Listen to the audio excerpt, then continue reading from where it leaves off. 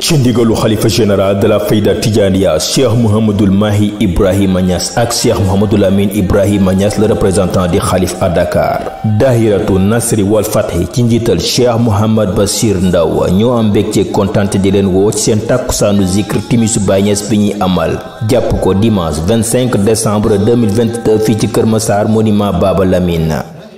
Ni le programme bi tëddee 16h lañ koy door def mise en place bi dalal gan ñi bu 17h30 jotee ñu lal malaanum wasifa 18h30 sikar si tàmbali ànd ci ak Baye Mbaye Biteye at Tijaani Dame Faydou Ibrahima Soxna Bëgg Baye Baye Barham Fallou Zakir Cheikh Tidiane Zakir ak yeneen invité surprise. bu 20h jotee allocution yi tàmbali waaye ni ko Dahiratu Nasri wal Fathi di desee chaque le 25 décembre feddaliwaat seen kóllëre ak seen sëriñ jël seen ziyaara jébbal ko bu 21h jotee ñu jox borom guddi gi mu amal waxtaan bu am solo ci Jawahirul Maani di kan Cheikh Mouhamad Bachir Ndaw